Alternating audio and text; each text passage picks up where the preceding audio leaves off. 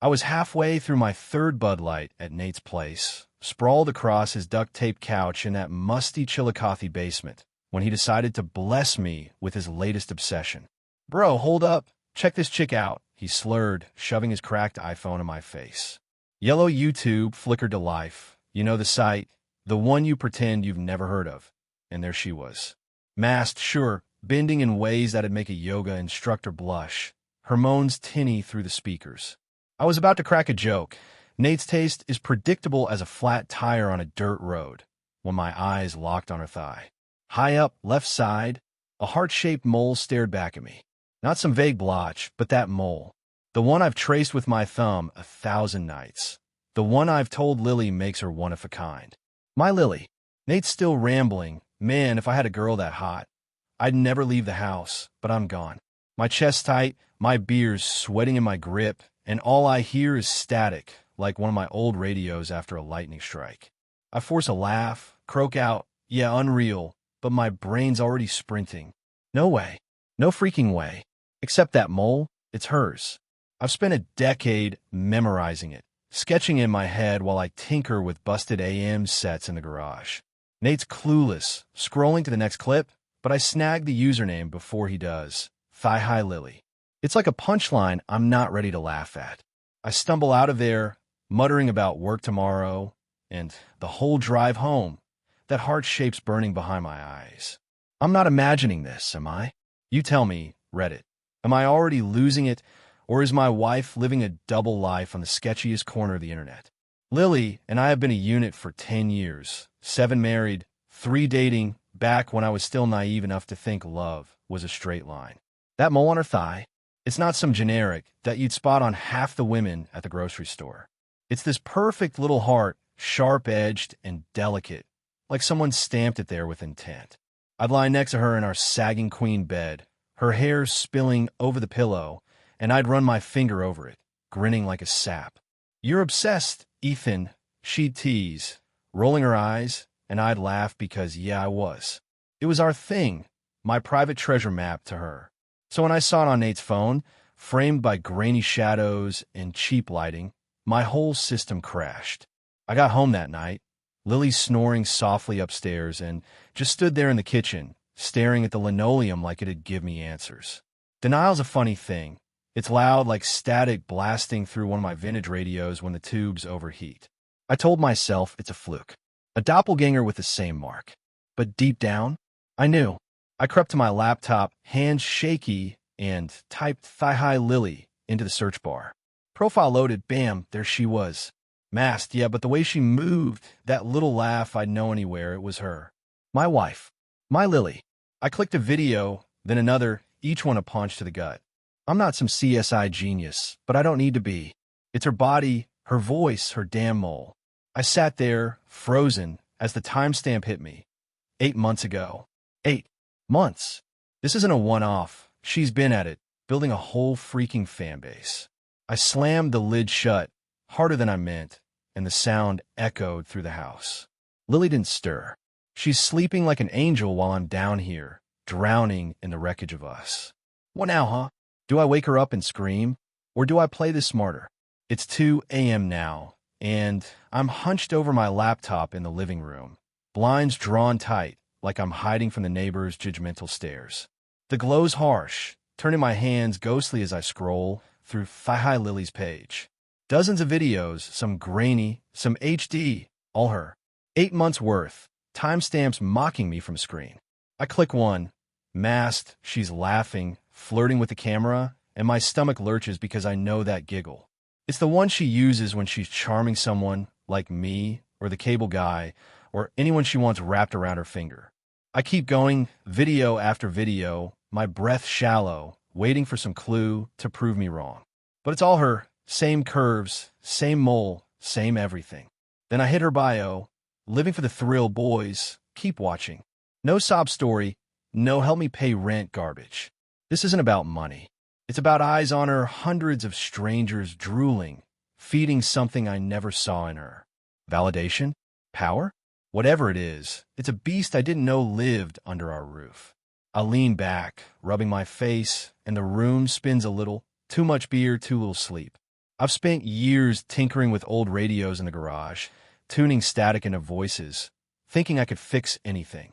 But this is a signal I can't clean up. I thought Lily was happy. Our little life in Chillicothe, me at the shop, her at her desk job. Sure, she'd flirt sometimes, bat her lashes at strangers, but I called it confidence. Her spark. Now it's a spotlight, and I'm the schmuck in the dark. I glance at the stairs. She's still asleep, oblivious, while I'm down here, unraveling. My hands itch to smash something, but instead, I grab a screwdriver and an old Zenith set from a shelf. I twist knobs, yank wires, anything to drown out the noise in my head. It doesn't work. She's been living this lie for months, and I'm the idiot who didn't hear the static sooner. What's her endgame here? Lily's always been a charmer. Magnetic, the kind of woman who walks into a room and owns it without trying. We met 11 years ago at my shop. I was elbow deep in Chevy's guts, grease streaking my arms, when she rolled in with a flat tire and a smile that could melt steel. My hero, she called me, leaning on the counter while I patched her up, and I was hooked.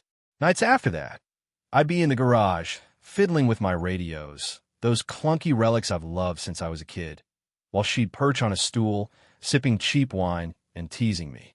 "You're gonna marry that thing before you marry me," she'd say, and I'd laugh, pull her close, tell her she's crazy. She was my signal, clear and strong, cutting through life's noise. But now, that memory's souring fast. All those times she'd joke with the mailman, lingering on the porch, or text some coworker late at night, just to catch up, I let it slide. Called it her fire. Confidence. What a moron.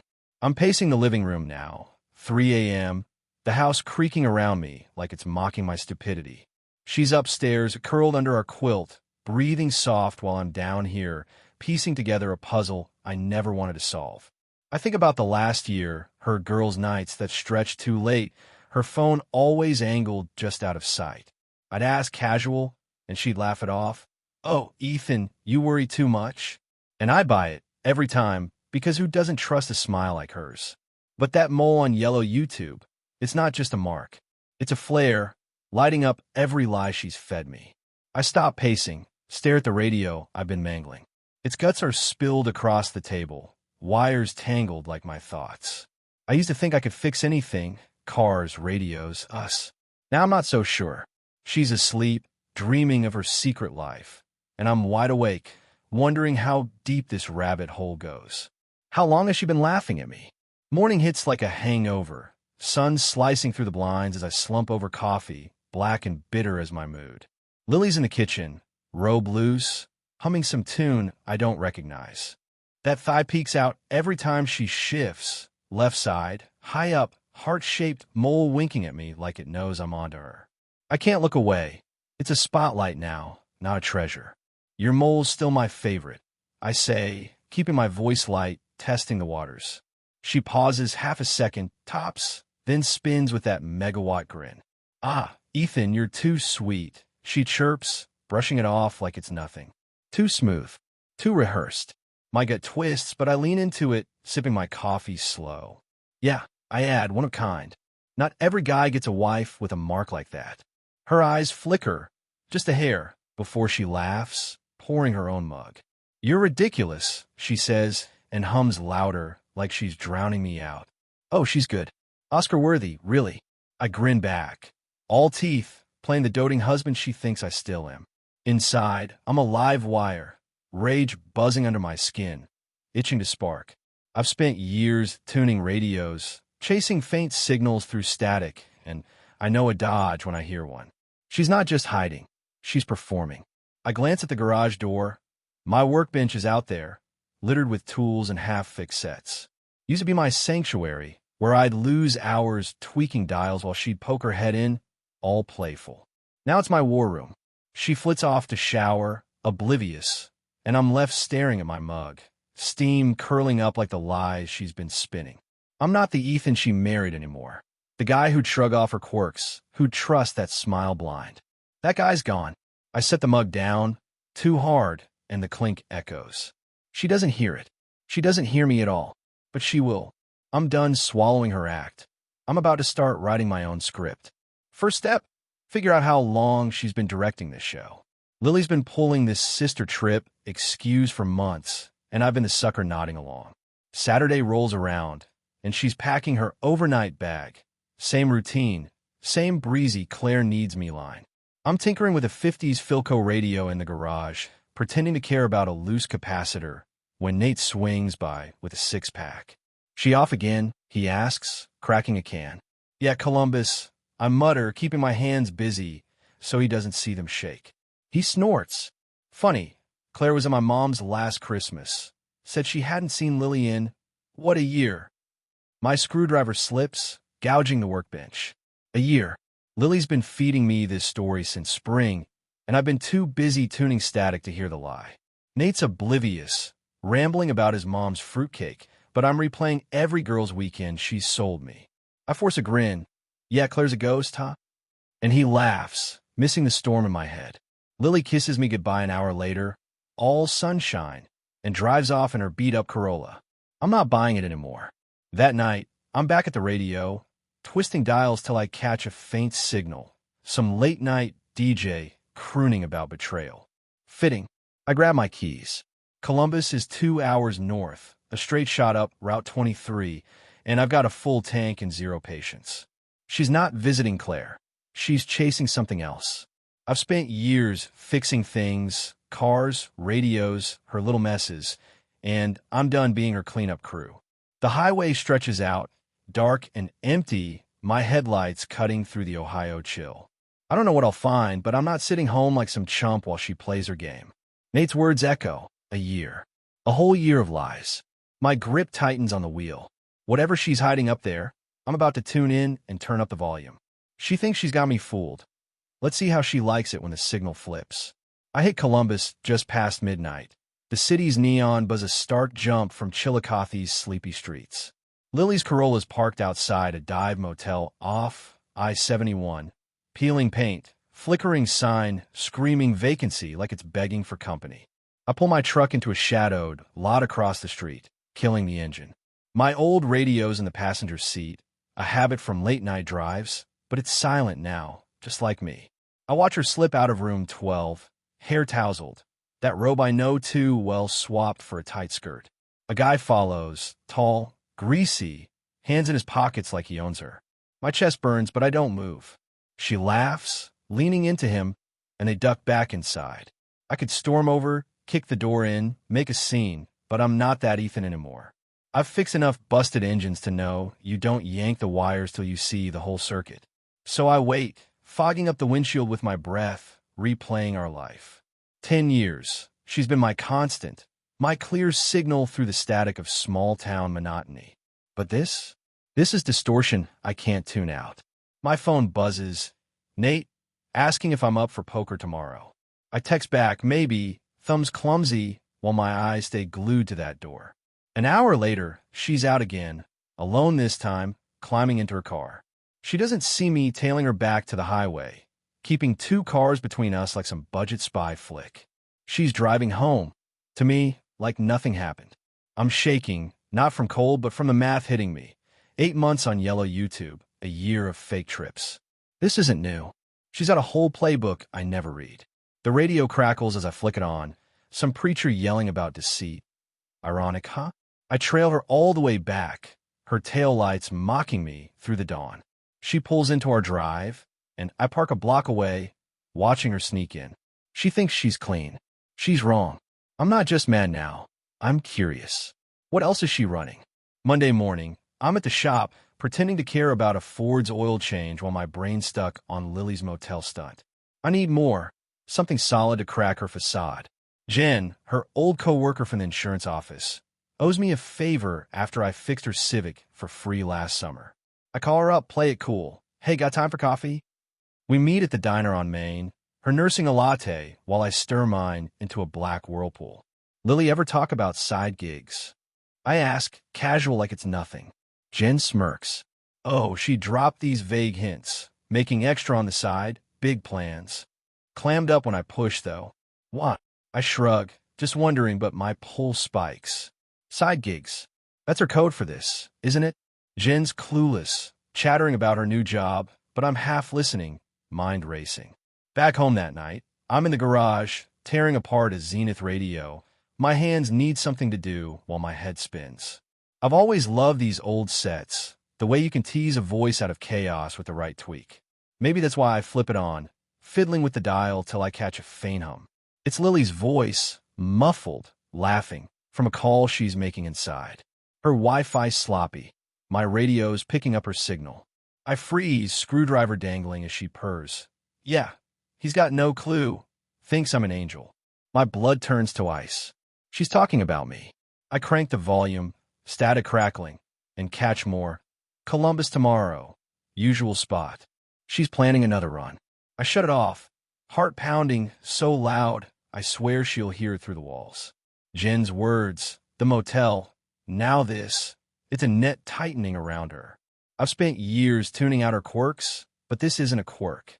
It's a double life, and I'm the punchline. She's in there now, probably texting her greasy motel pal, while I'm out here, a ghost in my own house. I grip the workbench. She thinks I'm blind. Time to open my eyes, and hers. Lily's got this way of making you feel like you're her whole world. Like when she cried on my shoulder, saying she needed me to really see her.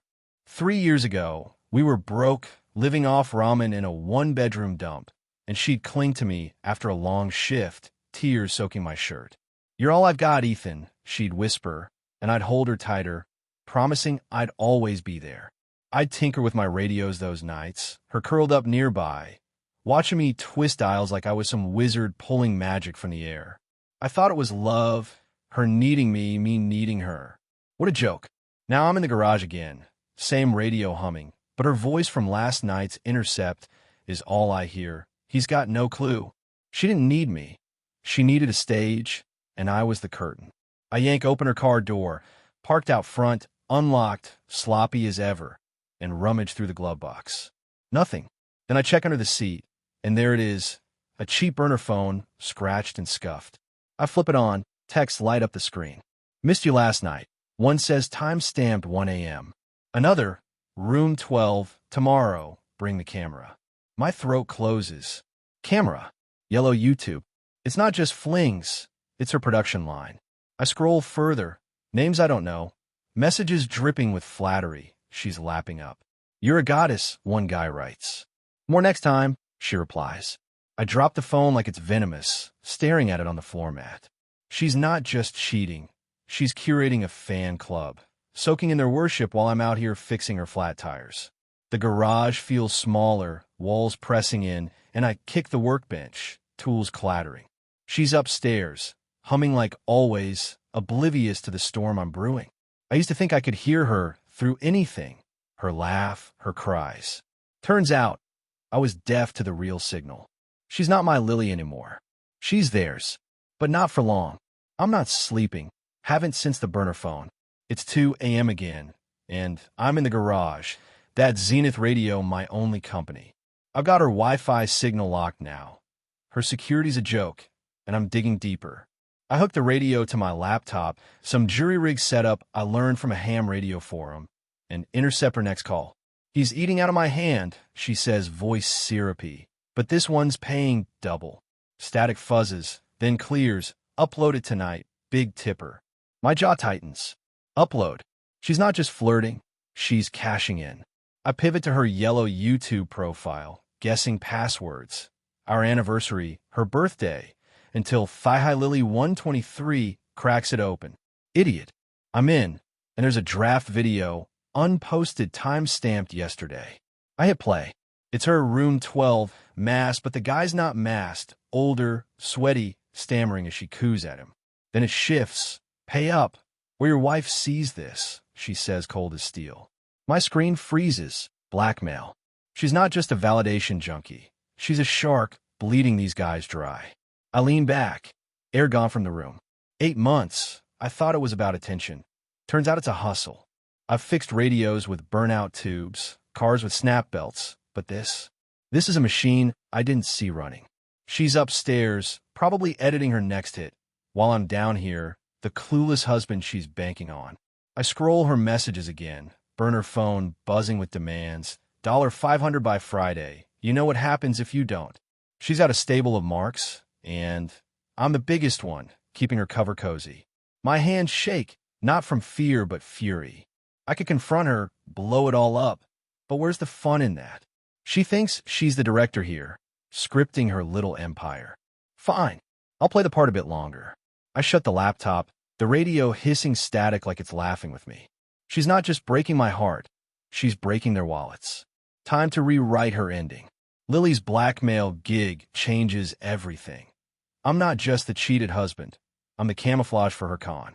It's Wednesday, and she's flouncing around the house, all smiles, prepping for another Claire trip. I'm in the garage, pretending to solder a radio tube, but my mind's a live wire. She thinks I'm her perfect stooge. Well, let's flip the dial. I start small, subtle. Over beers with Nate, I drop. Ever hear of Thigh High Lily? Some wild chick online. He snorts, sounds like trouble, and I shrug, planting the seed. Next, I hit our group chat with Jen and a few others. Found this crazy profile, Thigh High Lily. Reminds me of someone. No names, just bait. By Friday, Jen's texting me. Lily's freaking out. Someone at work mentioned that name. I smirk into my coffee good. Her perfect mask slipping, and she doesn't even know I'm the one tugging the strings. She comes home that night, eyes darting, snapping at me over nothing.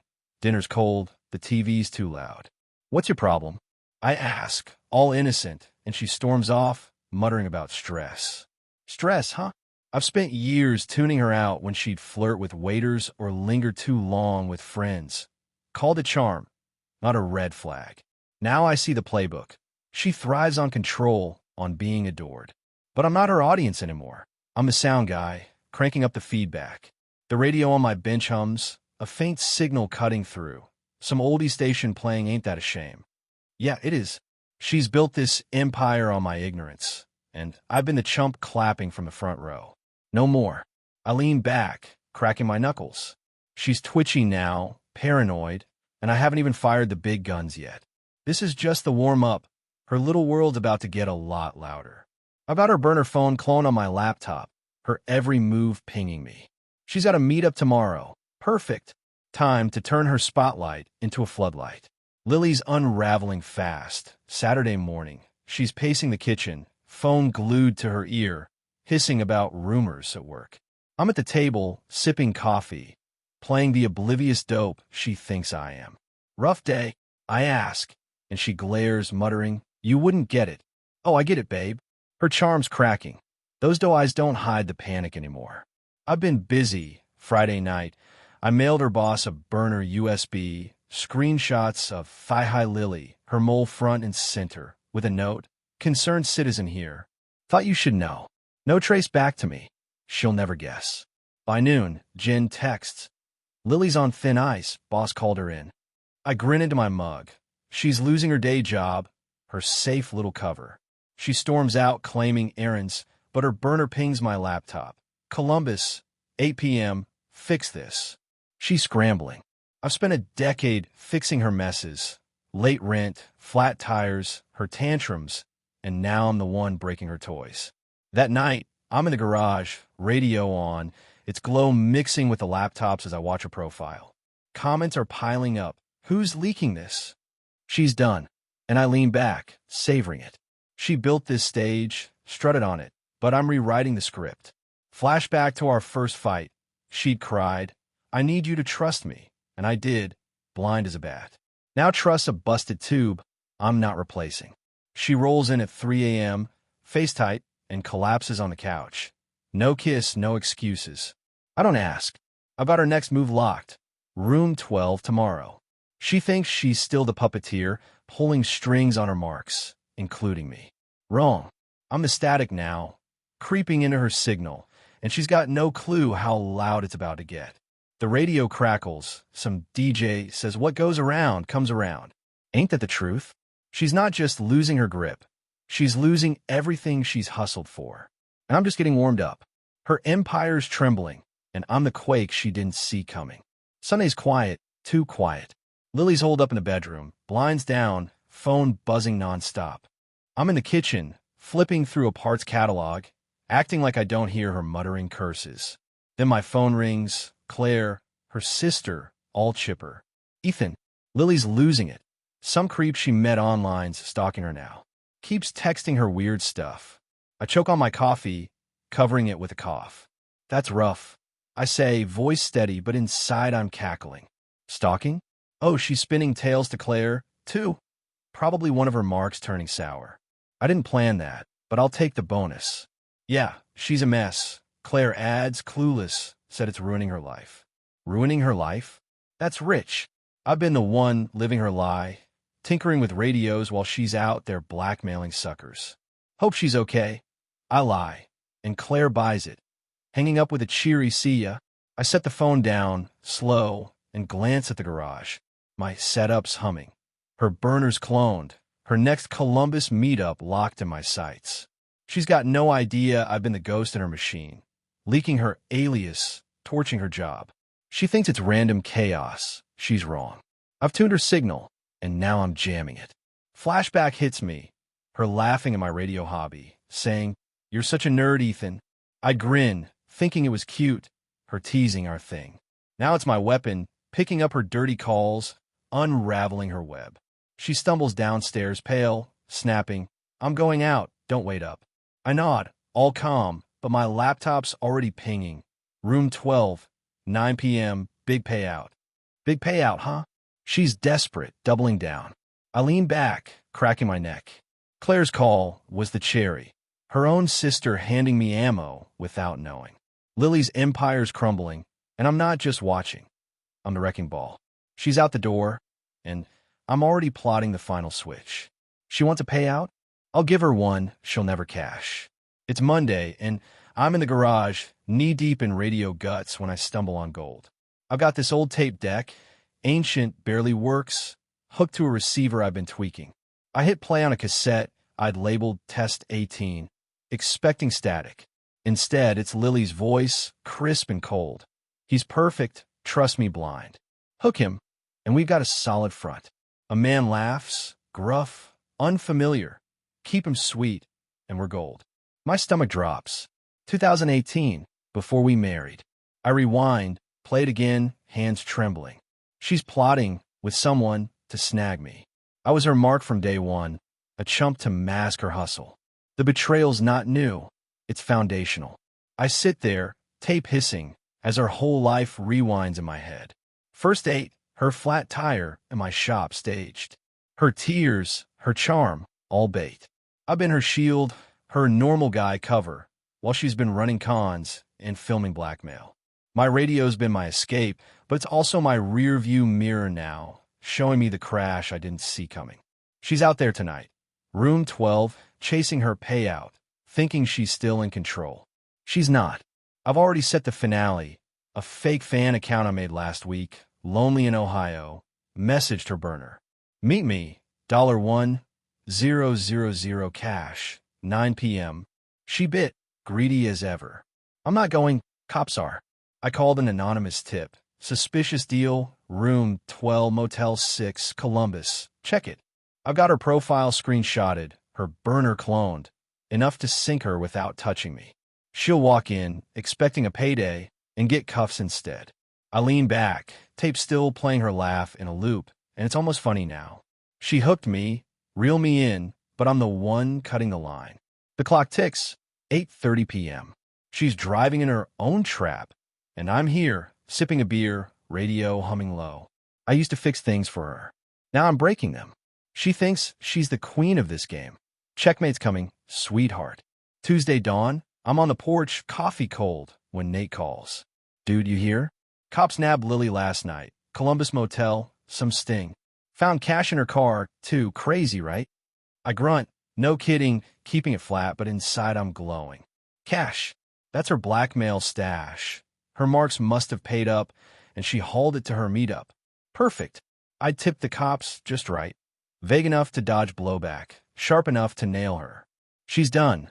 Job torched, rep trashed, and now a rap sheet. Nate's still talking. They're saying she's tied to some scam ring, but I cut and gotta run and hang up. I don't need the play-by-play. I wrote the ending. I head to the garage, flick on my Zenith, some DJs crooning Sweet Revenge, and I smirk. That tape from yesterday's still on the bench. Lily's voice frozen mid-laugh, plotting me like a sucker. She didn't just cheat. She billed our life as her alibi. 10 years, and I was her prop, tuning radios while she tuned her marks. Not anymore. I sip my beer, replaying it all. Leaking her alias, torching her job, luring her to room 12. She strutted in, expecting $1,000, and got handcuffs instead, caught with her own dirty cash, no one to pin it on but herself. The kicker? She'll never know it was me. I'm clean, anonymous tips, burner accounts, radio intercepts, no fingerprints. She's in a cell now, probably screaming about mistakes, while I'm here, free, sharper than I've ever been. I used to think I'd fix us, patch her lies like a blown gasket. Now I see. She's the junker I should have scrapped years ago. The radio fades to static, and I let it play, a white noise victory lap. I'm not the Ethan she married, not the trusting dope who'd kiss that mole and call it love. I'm the guy who turned her game board to ash. She wanted applause. I gave her silence. And damn, doesn't it sound sweet?